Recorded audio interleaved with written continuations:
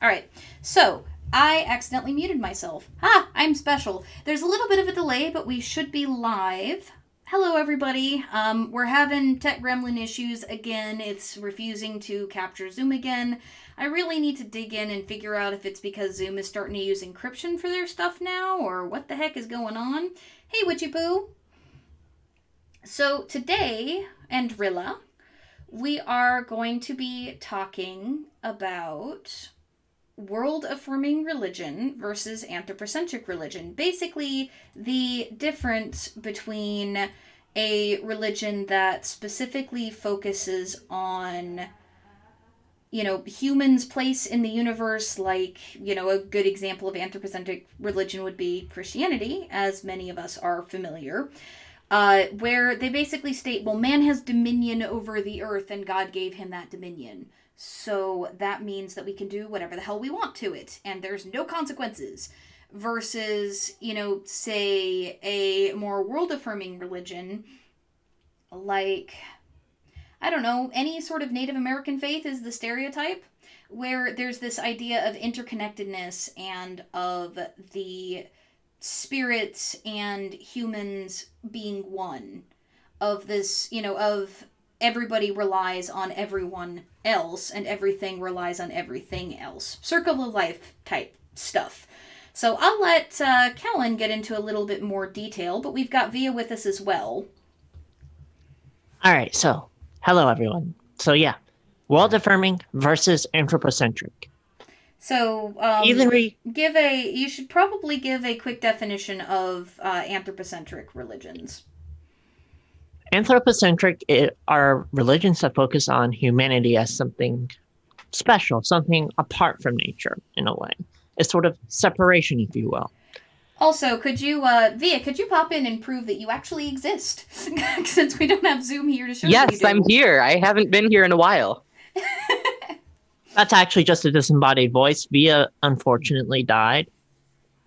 Yeah, Via And is currently Yeah, possessing my microphone. I'm just fucking amorphous blob taking over her Via, you need place. to check your connection from hell. It's a little It's a Of little course I do. shaky. All right, so Calon, this was your topic, but Via actually has a few things to say on it. So I'm going to make sure that everybody gets a chance to talk. except for We you. You don't deserve to talk apparently because oh wait, you're included in everyone, I'm aren't you? just the moderator, and you know what? If I don't get to talk, like the stream doesn't have to happen. All right. So what was I saying? What was I going on about? What was I? Well, I had just asked you to define anthropocentric and world affirming Oh yeah, for, world the affirming. lay That's right. folks in So the world audience. affirming is this radical idea that the that we as humans we live in the world. World is sacred. Nature itself is sacred, and that we aren't really apart. We aren't really separated from nature. We are all part of sort of this sort of whole, if you will. And In other words, the universe doesn't revolve around us. I mean, that's one way to put it, yeah. I mean, Christians literally fought that for how long? Pagan Mama says we gotta be good, Callan. I don't want to be good. Don't tell me to be good. Um.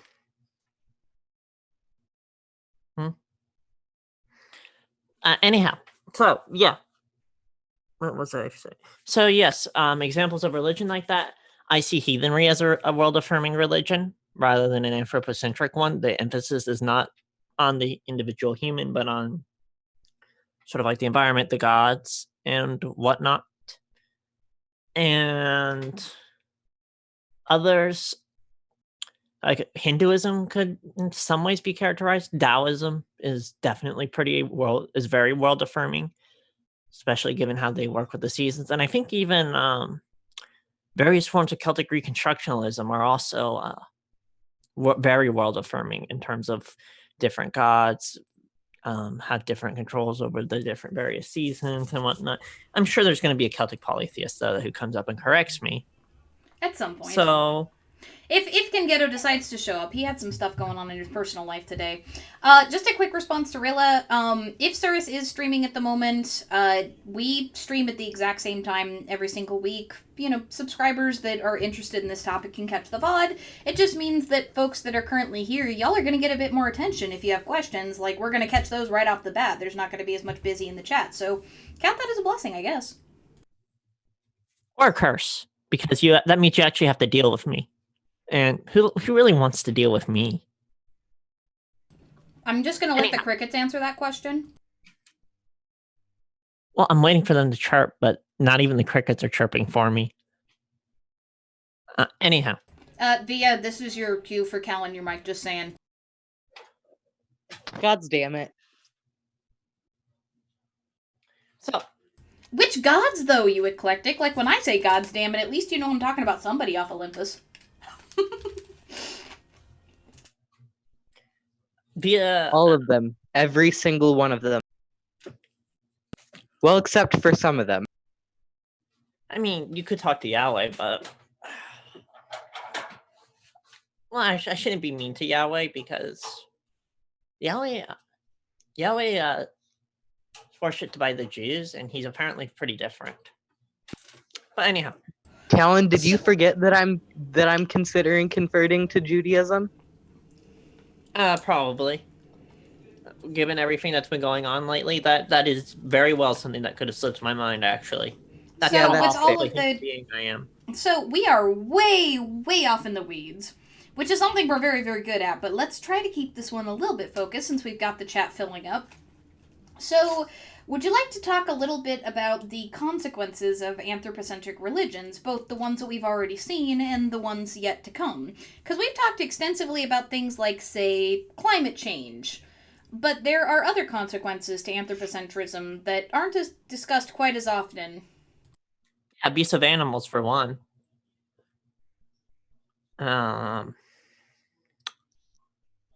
Yeah, didn't Cirrus do a video recently? Oh, wait, no, it wasn't Cirrus, it was Naka. Naka did a video recently on one of the NIFB preachers who said he wasn't going to buy food for his cats anymore, and said it was perfectly fine to kick your dog. That's a pretty good example, don't you think? Yeah. Because it's all about humanity. Other creatures don't matter within this worldview. And it's only... so. In fact, that's why a lot of Christians will say that animals don't have souls, only humans do. Because that... Fucking Catholic. Well, I mean, that whole idea of the soul is also part of how people have excluded potential artificial intelligence as well. Right? There's a buttload of sci-fi written about AIs developing emotions and such, and, you know, people not treating them as anything close to being like people because they don't have souls. Like Star Wars. Like, there's a really good video game that came out just about this topic called Detroit Become Human, where it's basically all about the robot civil rights movement. That will probably happen in the future, because AC, as is the technical term, is artificial consciousness. When you delve into the computer science of it, it is definitely something that's not out of the realm of possibility. Yeah, David the Dower points out industrial farming practices. I'm not going to get too deep into this, but I'm sitting here as a vegetarian in the group. I'm hyper aware of the awful, awful things we do to animals, even for things like kosher meat, eggs, milk, etc. That's another example of that anthropocentric worldview. It's actually an economically anthropocentric worldview on top of it. It's putting the needs of the economy over the well-being of animals. Yeah, like in North Carolina, we boil pigs alive after we slit their throat. Yeah, they do something very similar to chickens. Well, I mean, and chickens and pigs and stuff are kept in awful things. Like, let's not get too deep into the animal the ethics chickens stuff. get stunned first, and then there's this machine that has rotating blades that goes along and slits their throats to drain them of their blood. Yeah, it's pretty messed up. Let's not get too graphic because we didn't give a trigger warning, but suffice to say, the way that animals are treated is absolutely here's awful. Your trigger warning. Calon to the rescue. So, do you want to One talk of the a little first bit times about... I'll ever side with her. So, do you want to talk a little bit about other sort of consequences of anthropocentric religion and how you can figure out whether or not your religion is anthropocentric. So with anthropocentrism, the idea is to focus exclusively almost on the individual and their relationship with the divine and what the sort of the divine can do for like the individual rather than viewing the divine as something that's sort of all present and all well basically nature, like it's all around us and whatnot. Whereas with world affirming, you're more in tune sort of with the natural rhythms of things and just overall in general more aware, and also there's less emphasis placed on like an individual. It's more about contextualizing human beings in accordance with nature rather than against nature and making nature a slave. So with Christianity, for example, you have this idea to where humans are the stewards of the earth that God gave them. Well, that's a very anthropocentric thing because it treats the earth as if it's something that can be given. Well, and I'd say that, Hellenism, for example, is somewhere kind of in between. There's this idea that, again, where you have to look at, well, which particular philosophy are you looking at? Which particular philosophy are you looking at, Aliakai? Is it that of Proclus, or is it that of the Athenians, or who? So I tend to look more of that of the Stoics, which tends to have a bit more of a animistic view. Though I disagree with them in the sense that I believe that the gods are beings that are not nature itself, but independent of nature. Basically, Okay. Zeus isn't the lightning bolts that come down, but he can cause one to come down if he wants to. Really, I actually hold they're both. Yeah, but trying to rationalize how they could be both philosophically will give you a headache. It didn't give me much of one, actually. Go Not talk once to a you Platonist because they hold that they're both. Well, no, because from an animistic point of view, the lightning is simply an extension of the god. So Witchy Poo, to answer your question about some Christians saying their God is everywhere, my problem with Christians saying that their God is omnipresent, because omnipresent is what you're talking about here, is that they also say that he existed outside of time, and a God that exists outside of time, like a timeless God, would not be able to change or create anything. So effectively, that I have no problem with their idea that a god is somehow omnipresent, but I do have a problem with that when they then try to add the timelessness aspect to it. Well, If it that makes also would mean sense. that their god would do nothing because Well, without time is a measure of change. right, that's what I'm saying. So God doesn't change, well the god does nothing. Yeah, which means that the god couldn't have created anything. Which is part of the Which reason gets why us to I always deism. say which is part of the reason why I always say I don't give a damn whether my gods created anything or not, because that has no bearing on whether or not I believe in them. They could have come into being with the Big Bang or come into being at some point later on through human consciousness. It doesn't make them any less real. Like that doesn't change how I worship and interact with them, you know? Mm-hmm. But Yep. like I said, Hellenism is somewhere in between. There is some anthropocentrism. There's this idea that we are different than animals. But what's interesting is in ancient Hellenic thought, human blood and human blood specifically is corrupting. It causes miasma, which distances you from the gods, whereas animal blood is sacred. So there's kind of this inherent respect for animals within that and the belief about interconnectedness, but there's also the separation between humans and animals. We're not quite animals and we're not quite the gods. We're something in between. I like being an animal. Well, like I said, with Hellenism, there's kind of a separation and kind of not, because there's also the sacredness of various animals to the gods, and it's complicated. But then again, almost anything you talk about in Hellenism is. And if you start talking to the Platonists, then that's a whole different can of worms. We need to get you on a debate with a Platonist. Yeah. It's coming. You know it's coming. Someday. You know I will drag you into it. Someday I'm going to piss off a Platonist enough that they're going to show up and demand a debate. Well, oh yeah, they have a debate me bro culture, don't they? Uh-huh. But Yeah, some of them do. But anyhow, you mentioned that you believe that heathenry is world affirming. Would you say that Sumerian religion is as well, or is it more anthropocentric? That's a tough one.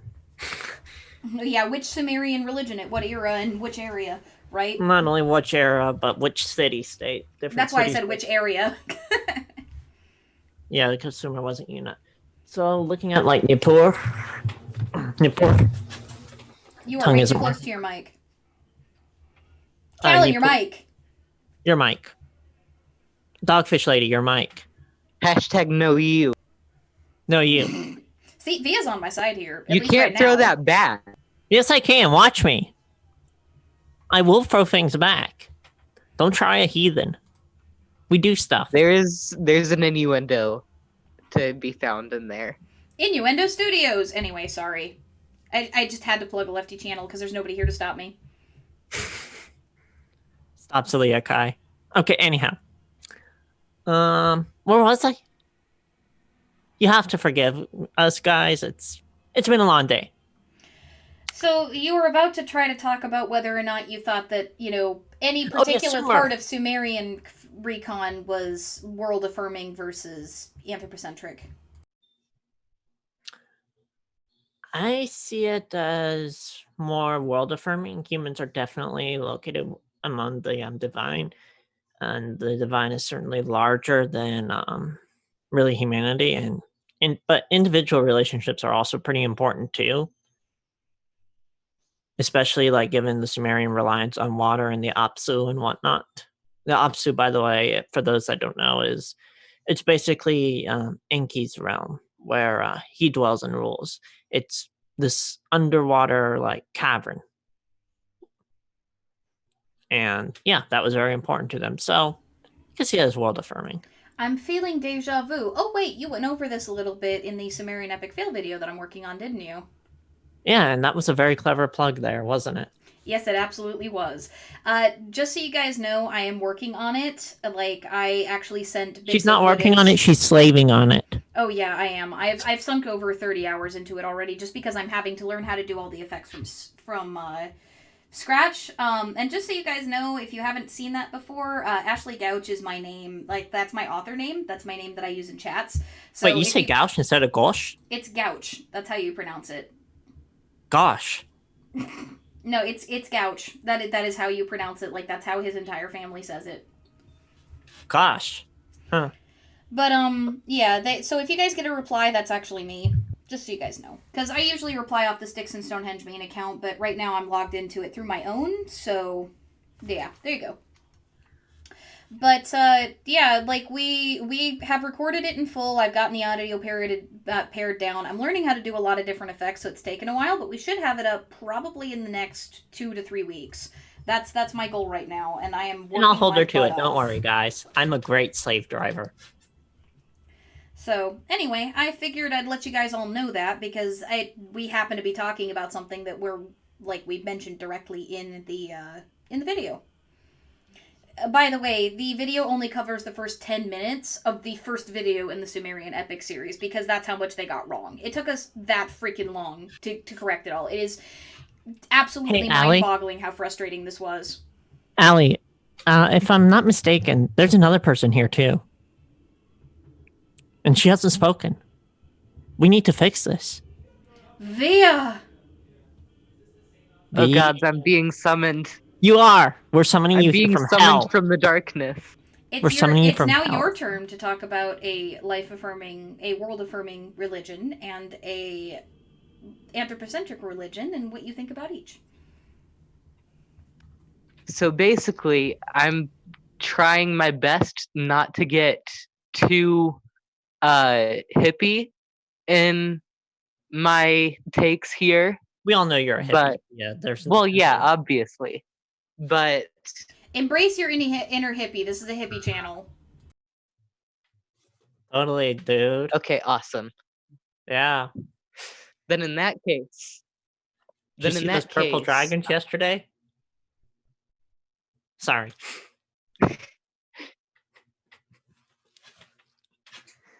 Via. Yes. Continue. I forgot where I was. You were halfway to Mars. It's your fault, Calon. I know it is. It's all my fault. Now, talk about the anthropocentric versus world-affirming religion. So basically, anthropocentric religion can have like really bad consequences when taken at like which like most obvious that with climate change, but there's also that with just the way that we generally treat nature and the way that we treat animals, treat plants even, and like it just be careful with that anthropocentric religion drug. All right, just like LSD, you take too much of that stuff, get a bad trip. Oh, we don't endorse drugs Except here, by the this way, trip guys. is gonna Before our be the channel end gets of the world. deleted. Sorry, what was that, Via? I said, except this trip, yeah, I can't remember anymore. Okay, all right, we understand, Via. Keep being a hippie. So yes. So yeah, you can view anthropocentrism versus world-affirming religions on a spectrum. Some religions tend towards one, and some others tend towards the other. And anthropocentric has also led to our exploitation because obviously our society is founded upon our society is founded upon liberal principles, which then get reinforced by what Max Weber, a famous sociologist, called the Protestant work ethic. Which basically is just Calvinism for anybody who's familiar with philosophical schools. Like the culture of America in particular is basically just watered down Calvinism. Yeah, which Calvinism is disgusting. Okay, anyhow. Which, for those of you who aren't familiar with Calvinism, I'll give you guys a quick definition. Calvinism basically states that you earn your way to heaven through hard work, and you can be damned for not working hard enough, like for your society. And the watered down version of Calvinism is basically your worth as a human being is determined by your economic output. That's the version of Calvinism that we're basically living under right now. Yeah, and it sucks. Okay. So yeah, the Protestant work ethic. And so basically as a result of this ideology, we don't see the environment as anything special or something to worship or take care of. Initially what we saw it as is something that needs to be exploited. I think actually the best summary would be what we call 4X games, the 4X's. Well, actually, there we can go back to a concept from the colonial days. Well, that's what I'm getting to. I'm getting to it in a more colloquial way. So, for those who don't know what a 4X game is, a 4X game stands for the 4X's: explore, exploit, exterminate, and eliminate. That's more of the specifically the colonialist piece. I was actually talking more about the British philosophical system put out by, I believe it was White. It was talking about waste land and waste people. Basically, waste land is any land that is not currently being put toward an economic purpose, and waste people are the same. Yeah, right. It's a waste if it's not being used. Which is a horrible way to think.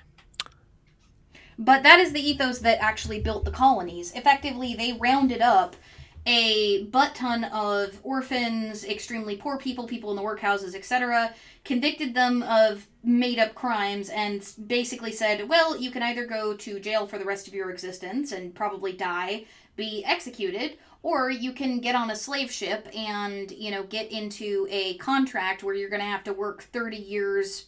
They found excuses to lengthen these contracts, mind you, out in the colonies. And, after that, you can get your freedom and a parcel of land. And that's how they got rid of a lot of the waste people and the poor in Britain. That's how America was founded, was largely the labor force. There was a bunch of rich people who came over here, and they brought with them a labor force of poor people who were dragged here against their will. But this idea of having to utilize, quote, human resources, which, again, think about the way that that's phrased, human resources, and wasteland not being a barren land, but a land that is not being put to a purpose, if that's the entire ethos upon which your culture or society was founded, just think about that for a minute. Yup, and when it got too icky to enslave white people, well, virtually enslaved. They weren't technically enslaved; they were technically indentured servants. Yeah, and indentured servitude is entirely different from slavery. Like this, we're not on a political channel, so we're not going to get too deep into that. But the too long didn't read is indentured servants weren't property; they were contract laborers, effectively, whereas slaves were property, and so were their kids. But yes, anyhow, once we decided we had enough of that, we went over and enslaved black people. So and again, the because idea all was those they people in reduced Africa them. were clearly seen as wasted people. Well, no, actually, this is funny. This goes back to your point even more. They saw black people as animals. They saw them as less than human. Well, that too. Yeah. So, God gave man dominion over the animals. Well, if you define man as white people and animals as not white people, well, think about that for a minute. Yep. Your slave pretty much becomes your ox. So, all of this was enabled by that belief that man has dominion over the animals and over the earth. Effectively, if you reclassify an entire group of people as animals and you have dominion over the animals, then you can justify an entire class of people enslaving, torturing, murdering, etc., another class of people. Yeah, just based on their color. So, yeah, that's those are the anthropocentric pitfalls you can fall into. Well, those are a few examples of them. We're actually dealing, when we talk about climate change, I'll let Via speak up about this if she wants to, but when we're talking about climate change, anthropocentrism is a good part of the reason why, climate change is not being treated as pressing an issue as it is.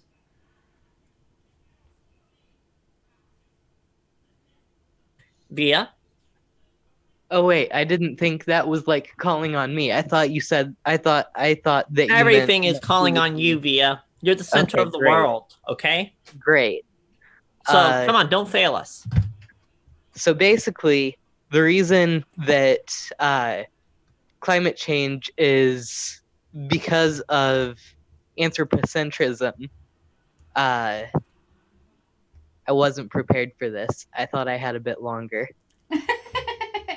Well, we could take a quick question while you gather your thoughts. Calon, I'm going to leave this one for you. How does or doesn't anthropocentrism relate to religions that reject or negatively regard the natural world, such as Gnosticism and Buddhism?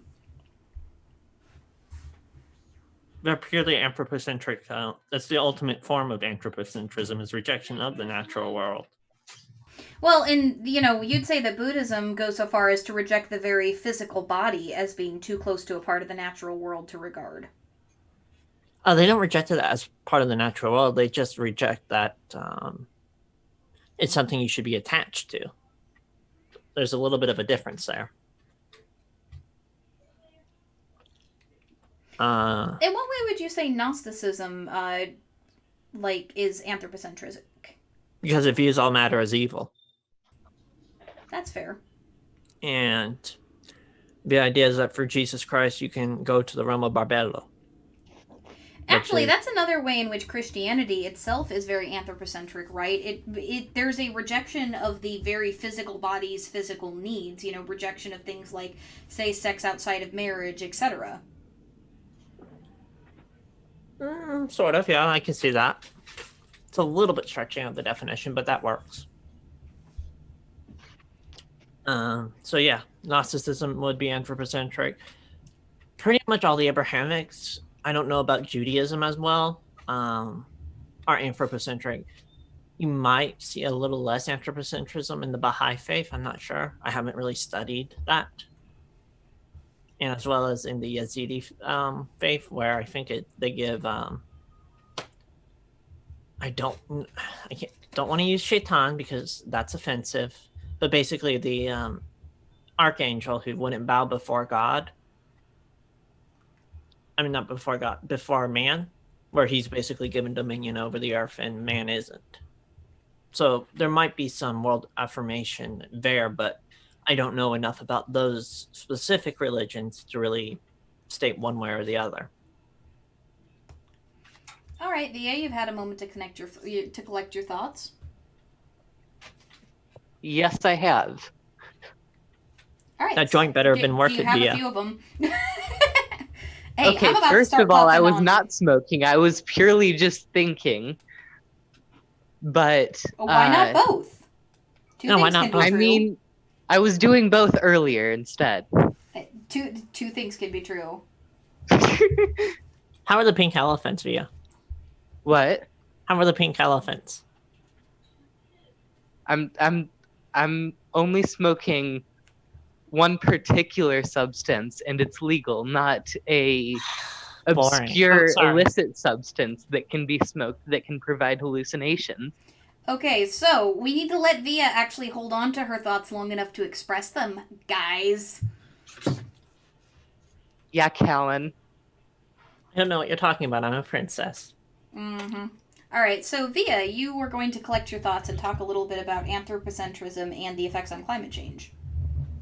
Yeah, basically, anthropocentrism is the main reason that climate change is such a problem because we put ourselves above the land, above the resources, and above nature.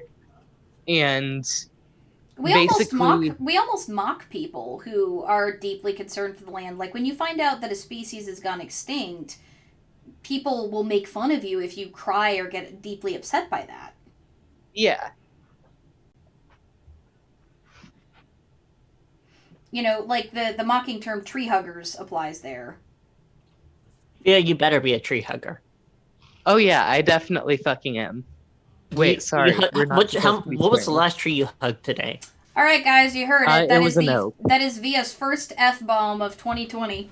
We are now demonetized. No, it's not. It's my second. I screwed up earlier too. Dogfish lady, are you sure you've been hearing everything? Because Via has been swearing like a sailor.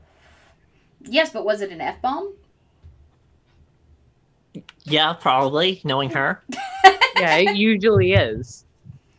Like, I just hear fuck, fuck, fuck come from her.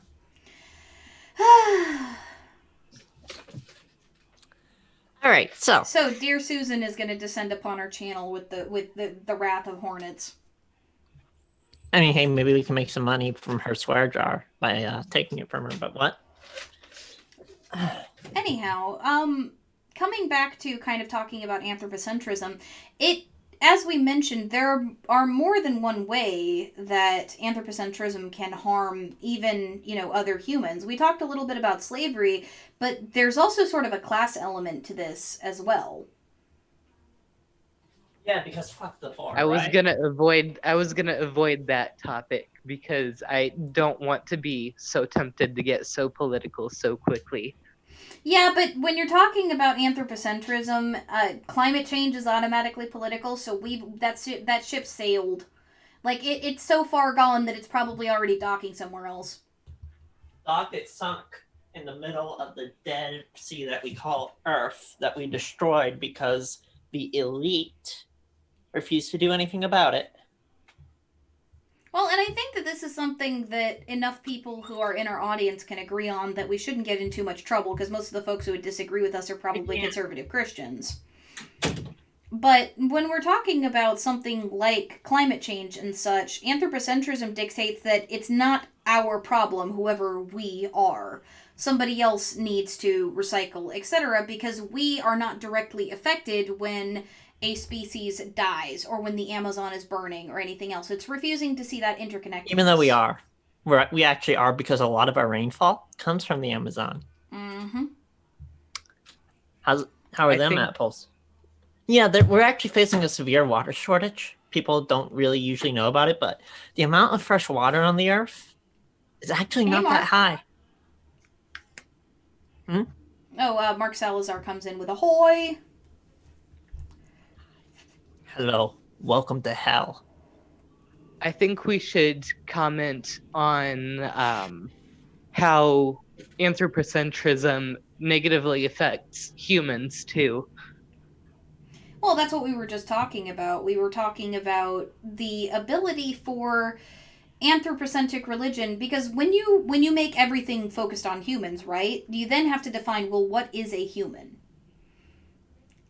We talked earlier about how slavery can happen, but there's also other great injustice that exists. For example, we talked about Hindutva last week.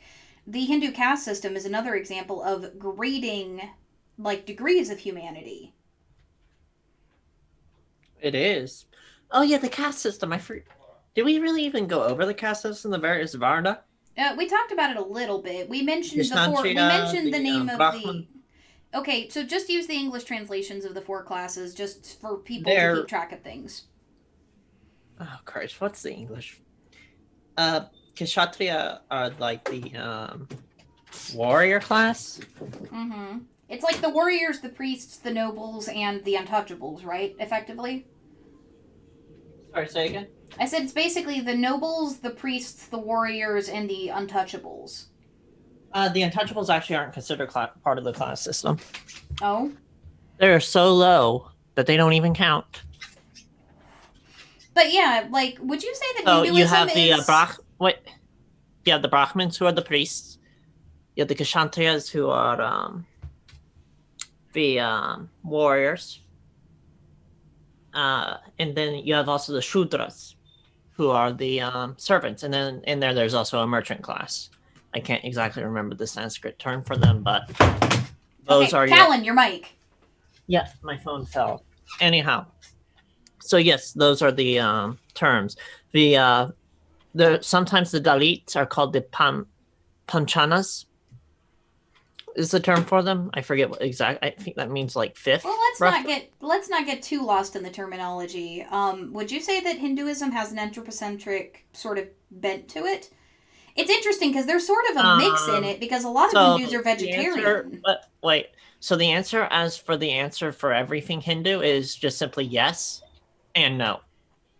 Well, like I said, there's kind of a mixed bag. There's a lot of Hindus that are vegetarian because they recognize the sentience of animals. Yeah, let me explain.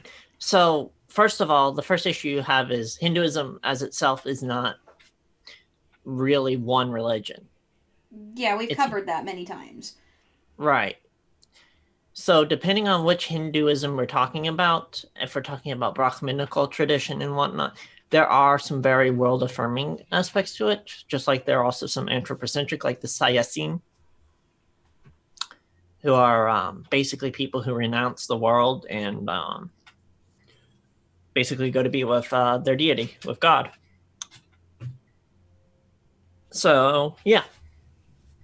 But there are plenty of sacred spaces like the Ganges River, that even though it's the most polluted river, which actually speaks more to India's to the infection of capitalism in India than it does to Hinduism in itself. Yeah, we don't want to get too deep into that. I love deputy. Don't you love going deep? Okay, all of us that are sitting here agree, but we have two co-hosts that are not present to defend themselves who don't. So, out of respect for them. Yeah, okay. But, well, no. Anyhow, because of the capitalist drive and the lack of regulations, this has resulted in the pollution of the Ganges River, which is actually considered a sacred river in Hinduism. In fact, people all the time bathe in its waters, or like try to take I think some people drink it and various other things. So yeah, that's a thing. So there are world-affirming aspects to Hinduism, just like there are also anthropocentric aspects to Hinduism. That's why when it comes to saying is Hinduism anthropocentric or world-affirming, the simple answer is yes. Which isn't at all a simple answer, obviously. It's simple when you are able to get into the sort of the mindset of plurality and whatnot, which is sort of what their mindset is. But otherwise, no. It's kind of like the same thing. Like, you can use Taoism to both affirm authority as well as to tear it down. because that's how religions are. Well, I mean, religion can be used as a tool for good or for evil. Generally, it depends on Well, how that's what you I was about apply to your get into, faith. is that because religions are, in essence, the ultimate expression not only of humanity's relationship with the divine, but also of humanity itself. Humans are complex. Humans will contradict themselves. Humans will find rationalizations and whatnot. And that's what you get when you take a sort of meta perspective of it. Well, And I mean, for unfortunately, it, like anthropocentric religions, at the very least, when you think of the way that Christianity is, if you reframe it, men are stewage of the earth, therefore it would be humans' responsibility to keep the earth clean and take care of it, because that's what stewardship is defined as. yet you have Christians who literally think God will come in and save us from global warming. So therefore, pollution is a-okay. I've encountered those Christians.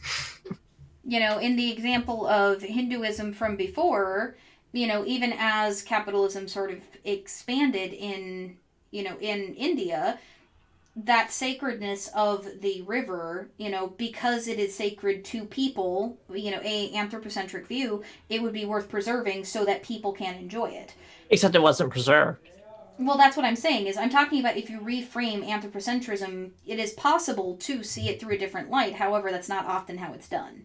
Right.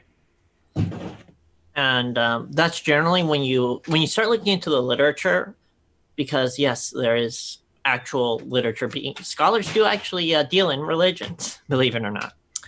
But when you start looking into it and into the dialogue, into the current conversation that's going on around ecology and religion, what you'll find is that mostly for Christians, what the argument that's trying to be phrased is that we are stewards of the earth, therefore we must take care of God's creation. And it's similar for the other faiths as well, in some way. So, how can somebody identify whether the faith that they are practicing is anthropocentric or whether it is world affirming? Basically, looking at what the focus of your faith is the focus just solely on you, or is it about you, your relation with the world, and sort of the environment in general? Is how I would characterize it. Do you go out for the nature spirits, or are you more focused on drawing the nature spirits to you and bending them to your will via various exploitative methods or things of that nature? That makes Wicca a very complicated religion as well, doesn't it? Which Wicca? Well, even just based, like, let's say Alexandrian Wicca, it has a mix of anthropocentric and world affirming elements. Yeah. Alexandrian or Gardnerian, because they're practically the same. Alexander. Yeah, they are the same. In fact, Alexandrians will do ritual with Gardnerians. Well, they're not entirely the same. Alexandrians, like, there's some additional things that were added, whereas Gardnerian, like, for as far as we understand, Gardnerian Wicca was the first Wicca. Like, we have no written records of anything earlier. I'm explaining, I'm not explaining this for you. Oh. We had questions about Wicca earlier, so if we're talking about Wicca now, I figure I might as well give it a definition. Gardnerian Wicca, Alex Gardner, which makes Alexandrian Wicca much more complicated because it was actually one of his students that founded that. But Gardner founded Wicca by, you know, as far as we understand it, by writing down what he claimed were rituals and things passed down through his family for generations. There have been others. For the coven. Yes. Because he was afraid that Wicca would die with his coven.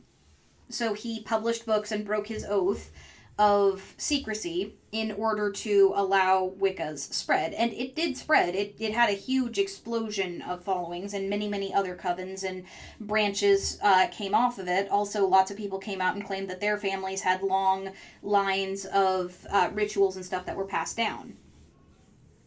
Uh-huh. Yep, and that's how you get different trads. And then you have Buckland, who comes along and basically writes a template for people to follow, and he would found Anglo-Saxon Wicca. Yeah, Raymond Buckland, aka Uncle Bucky, wrote one of the best coven founding books basically on the market. as far as those things are concerned. His book on solitary stuff, significantly less useful, but his Big Blue Book is one of the best, like, this is how to found a coven in your area type instruction manuals ever penned. Yep. I'd put him and Scott Cunningham are probably the two best Wiccan authors that I've read. Yeah, I would agree. $ Silver Ravenwolf and DJ Conway can go take a hike. But anyway. Means Silver with a $ Ravenwolf. Yep. But coming back to Wicca, there's some interesting anthropocentric elements. It's very focused on, as you said before, your relationship with the divine. And when you were talking about commanding and calling nature spirits, one of the reasons that I have a very hard time with magic is that the way that the gods are quote-unquote worked with in many Wiccan rituals, spells, etc., comes off as very hubristic when you're talking about Hellenism. This is one of the reasons why Wiccans and Hellenists often get into fights. Because basically, even if it sounds like you're asking, you're basically demanding that the gods do your bidding. And you do much, similar things with elementals and spirits of various kinds. The way that Wiccan books talk about working with, say, totem spirits and such, as somebody who's Native American, confuses me greatly. Yep, and I have actually a video about why I no longer practice Wicca, because for those reasons, you have issues with appropriation. So, Wicca has an anthropocentric element on that side, but on the other side, there is literal earth worship. The goddess is the earth, she is also the moon. The god is the sun, he is also, the trees, etc. And so you have a lot of nature reverence, and all is interconnected. The idea of, spirits being one, the idea of reincarnation and such, so you need to keep care of the earth because you're going to have to come back on it. Things like that. So, religions, much like many things, it's very hard to put them into neat, square little boxes. Whereas Christianity can very definitively be put in the anthropocentric box. Religions like Hinduism and, like Wicca and even many ancient religions, it's a mixed bag. I need to check on Zoroastrianism. That reminds me. I'm rather curious. Anyhow, so yeah, all sorts of fun. So, do you have any other final thoughts, or do you think we're getting pretty close to wrap up? While Calon is figuring out if she's got any more thoughts left in her head, and so is Via, if you guys have any questions for us, feel free to put them in the chat now, and we'll answer them over the next few minutes. And because there's a delay, it'll take me about as much time as Calon's going to have for her final thoughts for me to see your question. Final thoughts, fucking dupa. Okay, well, that's not this stream, Calon. Come back to this stream. You asked for my thoughts. You didn't ask if they were relevant or not. Okay, what are your relevant final thoughts, Calon? Don't really have any. Via, do you have any relevant final thoughts? Not really. You guys are making my job harder on me, That's our job. You didn't know this? I guess the final question that I would have is, would you say that there is an inherent advantage to world-affirming faiths versus anthropocentric ones? And since we focus so heavily on the anthropocentric negatives, what would you say the negative of a world-affirming faith would be? Negative is basically where you start not to distinguish between humans and morally, and this is morally speaking, you start to not really distinguish between humanity and the environment in such a way as basically both have equal value. So, for example, you don't bemoan or you don't really care that someone gets eaten by a wild animal or something of that nature, because it's just natural. That would be the is that really a negative though? Sounds more like a positive. So, as everyone can see, Calon is feeling a bit negative toward the human race at the moment. Me? Oh yeah, I am too. This might not have been the best night to do this stream. Anyhow, Sorry, I just saw a bunch of Hinduva stuff. So yeah, that would pretty much be the negative of it, is where you just start valuing human life a little too little.